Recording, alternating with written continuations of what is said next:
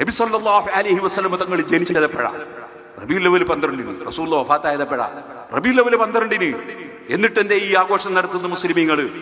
ഇവിടെ മരണത്തിന്റെ പേരിൽ, വഫാത്തിന്റെ പേരിൽ, അതുപോലെ ദുരന്തത്തിന്റെ പേരിൽ ദുഃഖാചരണം നടത്താൻ ഇസ്ലാം അനുവദിക്കൂല. ദുഃഖാചരണം എന്നൊരു വിഷയമേ ഇസ്ലാമിലില്ല. ഇസ്ലാം എന്ന് പറഞ്ഞാൽ എപ്പോഴും സന്തോഷം, എപ്പോഴും സമാധാനം, ദുഃഖങ്ങളൊക്കെ മറന്നു കളയാനുള്ളതാണ്.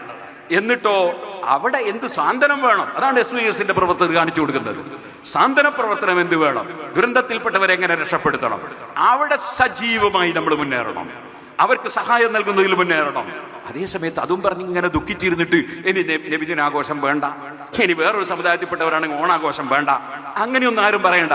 ഓണാഘോഷം നടത്തുന്നവർ ഓണാഘോഷം നടത്തട്ടെ, നബിദിനാഘോഷം നടത്തുന്നവർ അത് നബിദിനാഘോഷം നടത്തട്ടെ. ആഘോഷങ്ങളൊന്നും നിർത്തിവെക്കേണ്ട ആവശ്യമൊന്നുമില്ല. അതേ സമയത്ത് സഹായിക്കേണ്ടവരെ സഹായിക്കണം, സഹായിക്കേണ്ടവരെ സഹായിക്കണം. അത് മറ്റൊരു കാര്യമാണ്.